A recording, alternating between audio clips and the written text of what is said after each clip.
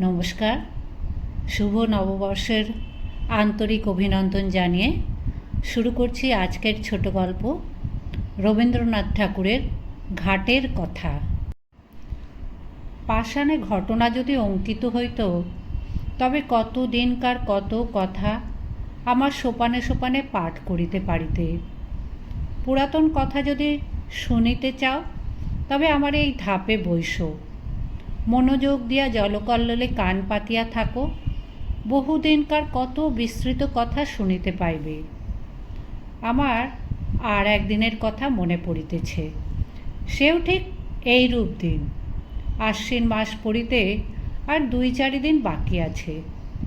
ভোরের বেলায় অতি ঈষৎ মধুর নবীন শীতের বাতাস নিদ্রোত্থিতের দেহে নূতন প্রাণ আনিয়া দিতেছে। তরুপল্লব অমনি একটু একটু শিহরিয়া উঠিতেছে। ভরা গঙ্গা, আমার 4টি মাত্র ধাপ জলের ওপরে জাগিয়া আছে।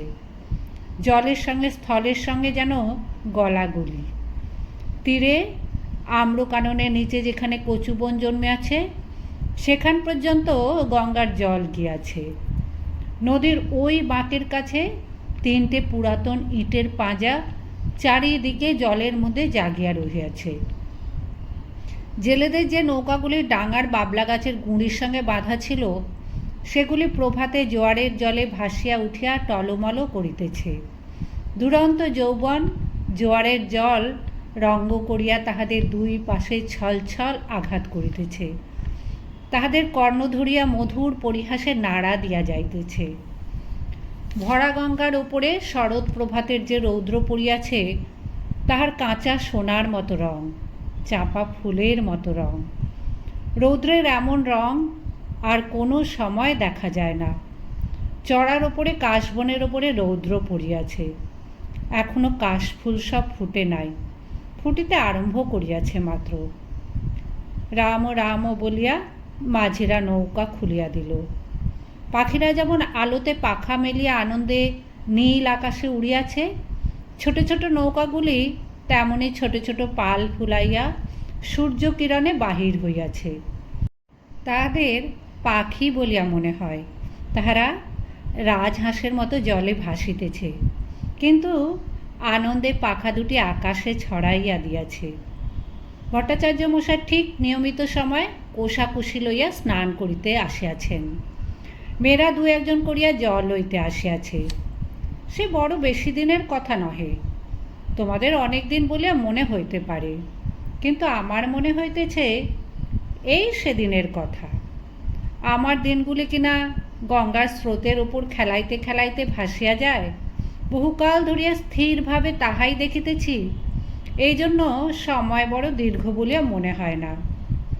আমার দিনের আলো রাত্রের ছায়া প্রতিদিন গঙ্গার উপরে পড়ে, আবার প্রতিদিন গঙ্গার উপর হইতে মুছিয়া যায়। কোথাও তাহাদের ছবি রাখিয়া যায় না। সেই জন্য যদিও আমাকে বৃদ্ধের মতো দেখিতে হইয়াছে, আমার হৃদয় চিরকাল নবীন। বহু বৎসরের স্মৃতির শৈবাল ভারে আচ্ছন্ন হইয়া আমার সূর্যকিরণ মারা পড়ে নাই। দৈবাৎ একটা ছিন্ন শৈবাল ভাসিয়া আসিয়া গায়ে লাগিয়া থাকে, আবার স্রোতে ভাসিয়া যায়। তাই বলিয়া যে কিছু নাই এমন বলিতে পারি না। যেখানে গঙ্গার স্রোত পৌঁছায় না সেখানে আমার ছিদ্রে ছিদ্রে যে লতা গুল্ম শৈবাল জন্মিয়াছে তাহারাই আমার পুরাতনের সাক্ষী। তাহারাই পুরাতন কালকে স্নেহ পাশে বাঁধিয়া চিরদিন শ্যামল মধুর, চিরদিন নূতন করিয়া রাখিয়াছে। গঙ্গা প্রতিদিন আমার কাছ হইতে 1-1 ধাপ সরিয়া যাইতেছেন, আমিও 1-1 ধাপ করিয়া পুরাতন হইতেছি। চক্রবর্তীদের বাড়ির ওই যে বৃদ্ধা স্নান করিয়া নামাবলী গায়ে কাঁপিতে কাঁপিতে মালা জপিতে জপিতে বাড়ি ফিরিয়া যাইতেছেন, উহার মাতামহী তখন এতটুকু ছিল। আমার মনে আছে তাহার এক খেলা ছিল। সে প্রত্যহ একটা ঘৃতকুমারীর পাতা গঙ্গার জলে ভাসাইয়া দিত। আমার দক্ষিণ বাহুর কাছে একটা পাকের মতো ছিল, সেইখানে পাতাটা ক্রমাগত ঘুরিয়া ঘুরিয়া বেড়াইত। সে কলসি রাখিয়া দাঁড়াইয়া তাহাই দেখিত। যখন দেখিলাম কিছুদিন বাদে সেই মেয়েটির আবার ডাগর হইয়া উঠিয়া তাহার নিজের একটি মেয়ে সঙ্গে লইয়া জল লইতে আসিল। সে মেয়েও আবার বড় হইল। বালিকারা জল ছুঁড়িয়া দুরন্তপনা করিলে তিনিও আবার তাহাদিগকে শাসন করিতেন ও ভদ্রোচিত ব্যবহার শিক্ষা দিতেন। তখন আমার সেই ঘৃতকুমারীর নৌকা ভাসানো মনে পড়িত ও বড় কৌতুক বোধ হইত। যে কথাটা বলিব মনে করি সে আর আসে না। একটা কথা বলিতে বলিতে স্রোতে আর একটা কথা ভাসিয়া যায়। কথা আসে, কথা যায়, ধরিয়া রাখিতে পারি না। কেবল একটা কাহিনী সেই ঘৃতকুমারী নৌকাগুলির মতো পাকে পড়িয়া অবিশ্রাম ফিরিয়া ফিরিয়া আসে। তেমনই একটা কাহিনী তাহার পসরা লইয়া আজ আমার কাছে ফিরিয়া ফিরিয়া বেড়াইতেছে। কখন ডোবে, কখন ডোবে। পাতাটুকুরি মতো সে অতি ছোট, তাহাতে বেশি কিছু নাই, দুটি খেলার ফুল আছে। তাকে ডুবিতে দেখলে কোমল প্রাণা বালিকা কেবলমাত্র একটি দীর্ঘ নিঃশ্বাস ফেলিয়া বাড়ি ফিরিয়া যাইবে। মন্দিরের পাশে যেখানে ওই গোঁসাইদের গোয়াল ঘরের বেড়া দেখিতেছ, ওইখানে একটা বাবলা গাছ ছিল। তাহারই তলায় সপ্তাহে একদিন করিয়া হাট বসিত। তখনও গোঁসাইরা এখানে বসতি করে নাই। যেখানে তাহাদের চণ্ডীমণ্ডপ পড়িয়াছে ওইখানে একটা গোলপাতার ছাউনি ছিল মাত্র। এই যে অশ্বত্থ গাছ আজ আমার পঞ্জরে পঞ্জরে বাহু প্রসারণ করিয়া সুবিকট সুদীর্ঘ কঠিন অঙ্গুলি জালের ন্যায় শিকড়গুলির দ্বারা আমার বিদীর্ণ পাষাণ প্রাণ মুঠা করিয়া রাখিয়াছে, এ তখন এতটুকু একটুখানি চারা ছিল মাত্র। কচি কচি পাতাগুলি লইয়া মাথা তুলিয়া উঠিতেছিল। রৌদ্র উঠিলে ইহার পাতার ছায়াগুলি আমার উপর সমস্ত দিন ধরিয়া খেলা করিত। ইহার নবীন শিকড়গুলি শিশুর আঙ্গুলির ন্যায় আমার বুকের কাছে কিলবিল করিত। কেহ ইহার একটি পাতা ছিঁড়িলে আমার ব্যথা বাজিত। যদিও বয়স অনেক হইয়াছিল, তবু তখনও আমি সিধা ছিলাম। আজ যেমন মেরুদণ্ড ভাঙিয়া অষ্টাবক্রের মতো বাঁকিয়া চুরিয়া গিয়াছি, গভীর ত্রিবলী রেখার মতো সহস্র জায়গায় ফাটল ধরিয়াছে, আমার গর্ভের মধ্যে বিশ্বের ভেগ তাহাদের শীতকালের সুদীর্ঘ নিদ্রার আয়োজন করিতেছে, তখন আমার সে দশা ছিল না। কেবল আমার বাম বাহুর বাহিরের দিকে দুইখানি ইটের অভাব ছিল। সেই গর্তটির মধ্যে একটা ফিঙে বাসা করিয়াছিল। ভোরের বেলায় যখন সে উসুখুসু করিয়া জাগিয়া উঠিত, মৎস্যপুচ্ছের ন্যায় তাহার জোড়া পুচ্ছ দুই চারিবার দ্রুত নাচাইয়া শীষ দিয়ে আকাশে উড়িয়া যাইত, তখন জানিতাম কুসুমের ঘাটে আসিবার সময় হইয়াছে।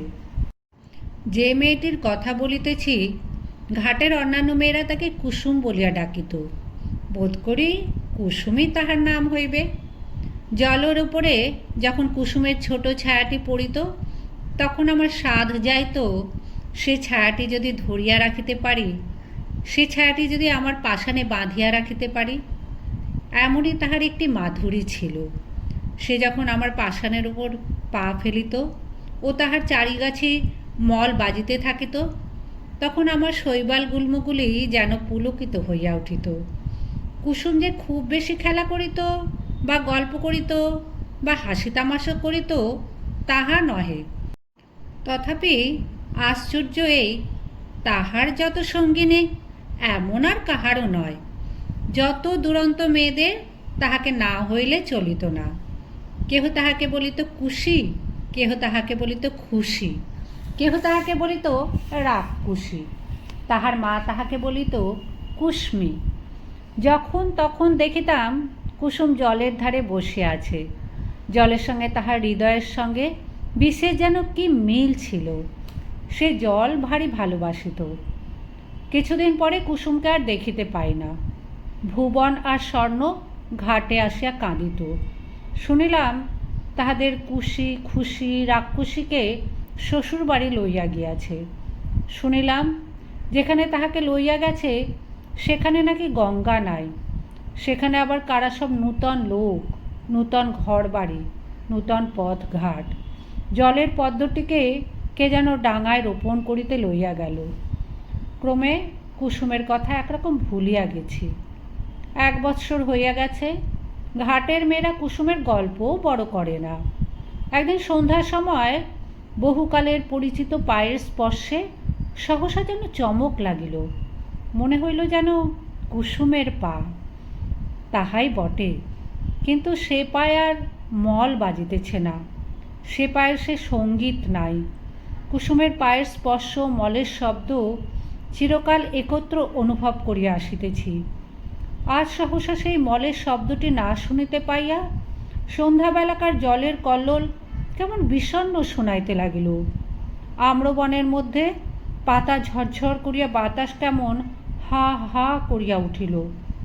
কুসুম বিধবা হইয়াছে। শুনিলাম তাহার স্বামী বিদেশে চাকরি করিত। দু একদিন ছাড়া স্বামীর সহিত সাক্ষাৎই হয় নাই। পত্রযোগে বৈধব্যের সংবাদ পাইয়া 8 বৎসর বয়সে মাথার সিঁদুর মুছিয়া গায়ের গহনা ফেলিয়া আবার তাহার দেশে সেই গঙ্গার ধারে ফিরিয়া আসিয়াছে। কিন্তু তাহার সঙ্গিনীদেরও বড় কেহ নাই। ভুবন, স্বর্ণ, অমলা শ্বশুর ঘর করিতে গিয়াছে। কেবল শরৎ আছে, কিন্তু শুনিতেছি অগ্রহায়ণ মাসে তাহারও বিবাহ হইয়া যাইবে। কুসুম নিতান্ত একলা পড়িয়াছে, কিন্তু সে যখন দুটি হাঁটুর ওপর মাথা রাখিয়া চুপ করিয়া আমার ধাপে বসিয়া থাকিত, তখন আমার মনে হইত যেন নদীর ঢেউগুলি সবাই মিলিয়া হাত তুলিয়া তাহাকে খুশি খুশি রাক্ষসী বলিয়া ডাকাডাকি করিত। বর্ষার আরম্ভে গঙ্গা যেমন প্রতিদিন দেখিতে দেখিতে ভরিয়া ওঠে, কুসুম তেমনি দেখিতে দেখিতে প্রতিদিন সৌন্দর্যে যৌবনে ভরিয়া উঠিতে লাগিল। কিন্তু তাহার মলিন বসন, করুণ মুখ, শান্ত স্বভাবে তাহার যৌবনের ওপর এমন একটি ছায়াময় আবরণ রচনা করিয়া দিয়েছিল যে সে যৌবন, সে বিকশিত রূপ সাধারণের চোখে পড়িত না। কুসুম যে বড় হইয়াছে এ যেন কেহ দেখিতে পাইত না। আমি তো পাইতাম না। আমি কুসুমকে সেই বালিকাটির চেয়ে বড় কখনো দেখি নাই। তাহার মল ছিল না বটে, কিন্তু সে যখন চলিত আমি সেই মলের শব্দ শুনিতে পাইতাম। এমনি করিয়া 10 বৎসর কখন কাটিয়া গেল গাঁয়ের লোকেরা কেহ যেন জানিতেই পারিল না। এই আজ যেমন দেখিতেছ, সে বৎসরও ভাদ্র মাসের শেষাশেষি এমন একদিন আসিয়াছিল। তোমাদের প্রপিতামহীরা সেদিন সকালে উঠিয়া এমনিতর মধুর সূর্যের আলো দেখিতে পাইয়াছিলেন। তাহারা যখন এতখানি ঘোমটা টানিয়া কলসি তুলিয়া লইয়া আমার উপরে প্রভাতের আলো আরও আলোময় করিবার জন্য গাছপালার মধ্য দিয়া গ্রামের উঁচু নিচু রাস্তার ভেতর দিয়া গল্প করিতে করিতে চলিয়া আসিতেন, তখন তোমাদের সম্ভাবনাও তাহাদের মনের একপাশে উদিত হতো না। তোমরা যেমন ঠিক মনে করিতে পারো না, তোমাদের দিদিমারাও সত্য সত্যই একদিন খেলা করিয়া বেড়াইতেন। আজিকার দিন যেমন সত্য, যেমন জীবন্ত, সেই দিনও ঠিক তেমনই সত্য ছিল। তোমাদের মতো তরুণ হৃদয়খানি লইয়া সুখে দুঃখে তাহারাও তোমাদেরই মতো টলমল করিয়া দুলিয়াছেন। তেমনি আজিকার এই শরতের দিন তাহারা হীন, তাহাদের সুখ দুঃখের স্মৃতিলেশ মাত্র হীন। আজিকার এই শরতের সূর্য করজ্জ্বল আনন্দ ছবি তাহাদের কল্পনার নিকটে তদপেক্ষাও অগোচর ছিল। সেদিন ভোর হইতে প্রথম উত্তরের বাতাস অল্প অল্প করিয়া বহিতে আরম্ভ করিয়া ফুটন্ত বাবলা ফুলগুলি আমার উপরে একাত্তা উড়াইয়া ফেলিতেছিল। আমার পাষাণের ওপর একটু একটু শিশিরের রেখা পড়িয়াছিল। সেদিন সকালে কোথা হইতে গৌরতনু সৌম্যোজ্জ্বল মুখচ্ছবি দীর্ঘকায় এক নবীন সন্ন্যাসী আসিয়া আমার সম্মুখস্থ ওই শিব মন্দিরে আশ্রয় লইলেন। সন্ন্যাসীর আগমন বার্তা গ্রামে রাষ্ট্র হইয়া পড়িল। মেয়েরা কলসি রাখিয়া বাবা ঠাকুরকে প্রণাম করিবার জন্য মন্দিরে গিয়া ভিড় করিলেন। ভিড় প্রতিদিন বাড়িতে লাগিল। একে সন্ন্যাসী, তাহাতে অনুপম রূপ, তাহাতে তিনি কাহাকেও অবহেলা করিতেন না। ছেলেদের কোলে লইয়া বসাইতেন, জননীদিগকে ঘরকন্যার কথা জিজ্ঞাসা করিতেন। নারীর সমাজে অল্পকালের মধ্যেই তাহার অত্যন্ত প্রতিপত্তি হইল। তাহার কাছে পুরুষও বিস্তার আসিত। কোনোদিন ভাগবত পাঠ করিতেন, কোনোদিন ভগবদ্গীতার ব্যাখ্যা করিতেন, কোনোদিন মন্দিরে বসিয়া নানা শাস্ত্র লইয়া আন্দোলন করিতেন। তাহার নিকটে কেহ উপদেশ লইতে আসিত, কেহ মন্ত্র লইতে আসিত, কেহ রোগের ঔষধ জানিতে আসিত। মেয়েরা ঘাটে আসিয়া বলা বলি করিত, আহা কি রূপ! মনে হয় যেন মহাদেব সশরীরে তাহার মন্দিরে আসিয়া অধিষ্ঠিত হইয়াছেন। যখন সন্ন্যাসী প্রতিদিন প্রত্যুষে সূর্যোদয়ের পূর্বে শুকতারাকে সম্মুখে রাখিয়া গঙ্গার জলে নিমগ্ন হইয়া ধীর গম্ভীর স্বরে সন্ধ্যা বন্দনা করিতেন, তখন আমি জলের কল্লোল শুনিতে পাইতাম না। তাহার সেই কণ্ঠস্বর শুনিতে শুনিতে প্রতিদিন গঙ্গার পূর্ব উপকূলের আকাশ রক্তবর্ণ হইয়া উঠিত। মেঘের ধারে ধারে অনুর রঙের রেখা পড়িত। অন্ধকার যেন বিকাশোন্মুখ কুঁড়ির আবরণপুটের মতো ফাটিয়া চারিদিকে নামিয়া পড়িত ও আকাশ সরোবরে উষা কুসুমের লাল আভা অল্প অল্প করিয়া বাহির হইয়া আসিত। আমার মনে হইত যে এই মহাপুরুষ গঙ্গার জলে দাঁড়াইয়া পূর্বের দিকে চাহিয়া যে এক মহামন্ত্র পাঠ করেন, তাহারই এক একটি শব্দ উচ্চারিত হইতে থাকে, আর নিশীথিনীর কুহক ভাঙিয়া যায়। চন্দ্রতারা পশ্চিমে নামিয়া পড়ে, সূর্য পূর্বাকাশে উঠিতে থাকে, জগতের দৃশ্যপট পরিবর্তিত হইয়া যায়। এ কে মায়াবী! স্নান করিয়া যখন সন্ন্যাসী হোম শিখার ন্যায় তাহার দীর্ঘ শুভ্র পুণ্যতনু লইয়া জল হইতে উঠিতেন, তাহার জটাজুটো হইতে জল ঝরিয়া পড়িত। তখন নবীন সূর্যকিরণ তাহার সর্বাঙ্গে পড়িয়া প্রতিফলিত হইতে থাকিত। এমন আরও কয়েক মাস কাটিয়ে গেল। চৈত্র মাসে সূর্যগ্রহণের সময় বিস্তর লোক গঙ্গা স্নানে আসিল। বাবলাতলায় মস্ত হাট বসিল। এই উপলক্ষে সন্ন্যাসীকে দেখিবার জন্য লোক সমাগম হইল। যে গ্রামে কুসুমের শ্বশুরবাড়ি, সেখান হইতেও অনেকগুলি মেয়ে আসিয়াছিল। সকালে আমার ধাপে বসিয়া সন্ন্যাসী জপ করিতেছিলেন। তাহাকে দেখিয়া সহসা একজন মেয়ে আর একজনের গা টিপিয়া বলিয়া উঠিল, ওলো, এ যে আমাদের কুসুমের স্বামী। আর একজন আঙুলে দুই ঘোমটা কিছু ফাঁক করিয়া ধরিয়া বলিয়া উঠিল, হুমা, তাই তো গা, এ যে আমাদের চাটুর্যদের বাড়ির ছোট দাদা বাবু। আর একজন ঘোমটার বড় ঘটা করিত না। সে কহিল, আহা, তেমনি কপাল, তেমনি নাক, তেমনি চোখ। আর একজন সন্ন্যাসীর দিকে মনোযোগ না করিয়া নিঃশ্বাস ফেলিয়া কলসি দিয়া জল ঠেলিয়া বলিল, আহা, সে কি আর আছে, সে কি আর আসবে, কুসুমের কি তেমনি কপাল। তখন কেহ বলিল, তার এত দাড়ি ছিল না। কেহ বলিল, সে এমন একহারা ছিল না। কেহ কহিল, সে এমন এতটা লম্বা নয়। এইরূপে এ কথাটার একরূপ নিষ্পত্তি হইয়া গেল, আর উঠিতে পাইল না। গ্রামের আর সকলেই সন্ন্যাসীকে দেখিয়াছিল, কেবল কুসুম দেখে নাই। অধিক লোক সমাগম হওয়াতে কুসুম আমার কাছে আসা একেবারে পরিত্যাগ করিয়াছিল। একদিন সন্ধ্যাবেলা পূর্ণিমা তিথিতে চাঁদ উঠিতে দেখিয়া বুঝি আমাদের পুরাতন সম্বন্ধ তাহার মনে পড়িল। তখন ঘাটে আর কেহ লোক ছিল না। ঝিঁঝি পোকা ঝিঁ ঝিঁ করিতেছিল। মন্দিরের কাঁসর ঘণ্টা বাজা এই কিছুক্ষণ হইল শেষ হইয়া গেল। তাহার শেষ শব্দতরঙ্গ ক্ষীণতর হইয়া পরপারে ছায়াময় বনশ্রেণীর মধ্যে ছায়ার মতো মিলাইয়া গেছে। পরিপূর্ণ জ্যোৎস্না, জোয়ারের জল ছলছল করিতেছে। আমার উপরে ছায়াটি ফেলিয়া কুসুম বসিয়া আছে। বাতাস বড় ছিল না, গাছপালা নিস্তব্ধ। কুসুমের সম্মুখে গঙ্গার বক্ষে অবারিত প্রসারিত জ্যোৎস্না।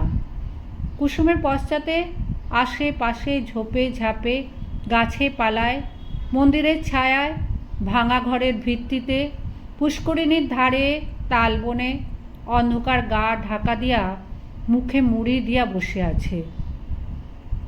ছাতিম গাছের শাখায় বাদুড় ঝুলিতেছে। মন্দিরের চূড়ায় বসিয়া পেচক কাঁদিয়া উঠিতেছে। লোকালয়ের কাছে শৃগালের ঊর্ধ্ব চিৎকার ধ্বনি উঠিল ও থামিয়া গেল। সন্ন্যাসী ধীরে ধীরে মন্দিরের ভেতর হইতে বাহির হইয়া আসিলেন। ঘাটে আসিয়া দু এক সোপান নামিয়া একাকিনী রমণীকে দেখিয়া ফিরিয়া যাইবেন মনে করিতেছেন। এমন সময় সহসা কুসুম মুখ তুলিয়া পশ্চাতে চাহিয়া দেখিল, তাহার মাথার উপর হইতে কাপড় পড়িয়া গেল। ঊর্ধ্বমুখ ফুটন্ত ফুলের ওপরে যেমন জ্যোৎস্না পড়ে, মুখ তুলিতেই কুসুমের মুখের ওপর তেমনই জ্যোৎস্না পড়িল। সেই মুহূর্তেই উভয়ের দেখা হইল, যেন চেনাশোনা হইল। মনে হইল যেন পূর্বজন্মের পরিচয় ছিল। মাথার ওপর দিয়া পেচক ডাকিয়া চলিয়া গেল। শব্দে সচকিত হইয়া আত্মসংবরণ করিয়া কুসুম মাথার কাপড় তুলিয়া দিল। উঠিয়া সন্ন্যাসীর পায়ের কাছে লুটাইয়া প্রণাম করিল। সন্ন্যাসী আশীর্বাদ করিয়া তাহাকে জিজ্ঞাসা করিলেন, তোমার নাম কি? কুসুম কহিল, আমার নাম কুসুম। সে রাত্রে আর কোনো কথা হইল না। কুসুমের ঘর খুব কাছেই ছিল। কুসুম ধীরে ধীরে চলিয়া গেল। সে রাত্রে সন্ন্যাসী অনেকক্ষণ পর্যন্ত আমার সোপানে বসিয়াছিলেন।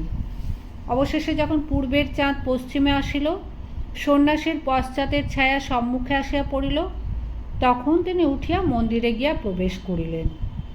তাহার পরদিন হইতে আমি দেখিতাম কুসুম প্রত্যহ আসিয়া সন্ন্যাসীর পদধূলি লইয়া যাইত। সন্ন্যাসী যখন শাস্ত্র ব্যাখ্যা করিতেন, তখন সে একাধারে দাঁড়াইয়া শুনিত। সন্ন্যাসী প্রাতঃসন্ধ্যা সমাপন করিয়া কুসুমকে ডাকিয়া তাহাকে ধর্মের কথা বলিতেন।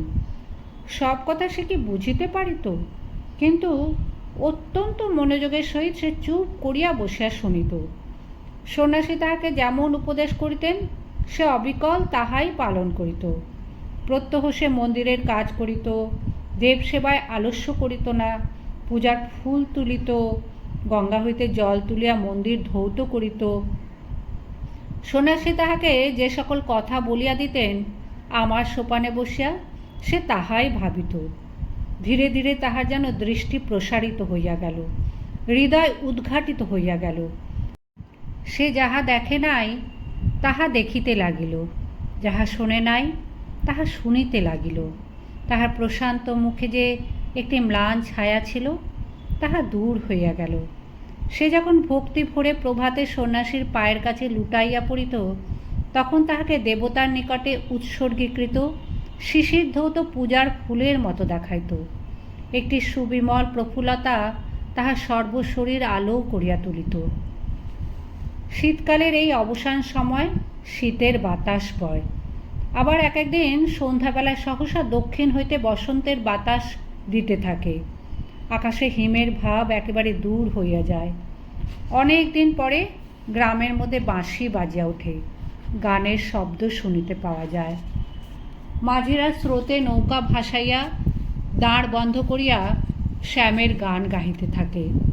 শাখা হইতে শাখান্তরে পাখিরা সহসা পরম উল্লাসে উত্তর প্রত্যুত্তর করিতে আরম্ভ করে। সময়টা এইরূপ আসিয়াছে। বসন্তের বাতাস লাগিয়া আমার পাষাণ হৃদয়ের মধ্যে অল্পে অল্পে যেন যৌবনের সঞ্চার হইতেছে। আমার প্রাণের ভেতরকার সেই নবযৌবনোচ্ছ্বাস আকর্ষণ করিয়াই যেন আমার লতা গুল্মগুলি দেখিতে দেখিতে ফুলে ফুলে একেবারে বিকশিত হইয়া উঠিতেছে।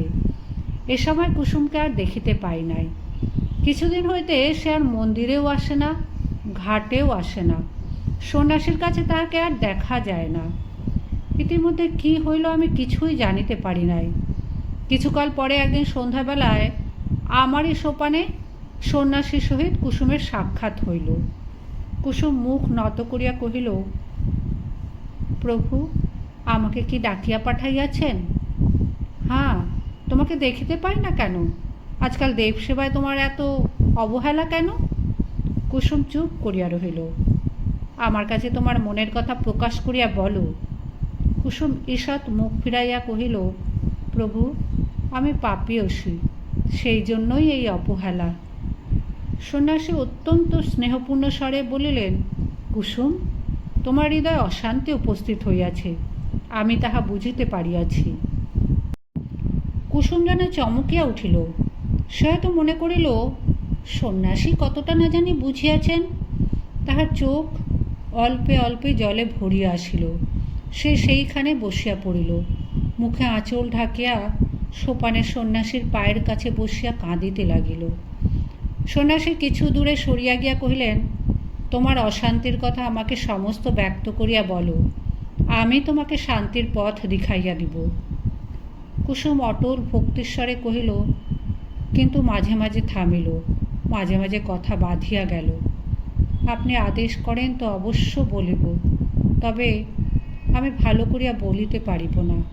কিন্তু আপনি বোধ করি মনে মনে সকলই জানিতেছেন, প্রভু, আমি একজনকে দেবতার মতো ভক্তি করিতাম, আমি তাহাকে পূজা করিতাম, সেই আনন্দে আমার হৃদয় পরিপূর্ণ হইয়াছিল।